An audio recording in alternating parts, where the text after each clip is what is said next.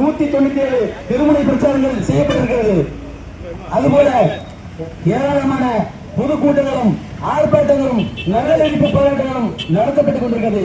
இது எஸ்டிபி என்பது முஸ்லிம்களுக்கு மட்டுமான கட்சி அல்ல, ஒட்டுமொத்த சமூகத்திற்குமான கட்சி என்பதை நீங்கள் உணர வேண்டும். நேற்றைய தினம் நான் படித்தேன், கிறிஸ்தவர்கள் அங்கே கத்தோலிக்க கிறிஸ்தவர்கள் தாக்கப்படுகிறார்கள்.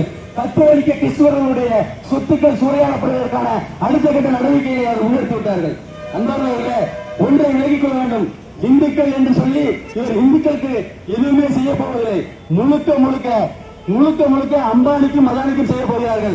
எப்படி இன்றைய தினம் முஸ்லிம்களையும் சிறுபான்மைகளையும் கிறிஸ்தவர்களையும் பிரிக்கிறார்களோ, அடுத்ததாக அவர்களுடைய கட்சி ஒருவன் என்றும் துணை நிற்கும் என்று கூறி வாய்ப்புக்கு நன்றி கூறி விடைபெறுகிறேன். நன்றி. பார்த்தாங்க எதை கை வைக்கலாம், சரி எங்க ராணுவத்தை கை வைக்க முடியாது, அடுத்தபடியா வெயில் கை வைக்க முடியாது, சரி மூணாவதா ஒரு சிறுபான்மையில் இருக்கிற ஒரு வாக்கு இதை நம்ம புடுங்கலாங்கிறதுனாலதான் அவங்க இதில் வந்துட்டாங்க. ஏன்னா அப்படிதான் பேச வைக்கணும். ஏன்னா அவங்க கூட்டங்கிறது வந்து ஆகஸ்ட் 2024 இருந்து ஒரு 20 MP மற்றும் 11 ராஜ்யசபா மெம்பர் இதெல்லாம் சேர்ந்து இதுக்காக ஒர்க் பண்ணிட்டு இருக்காங்க.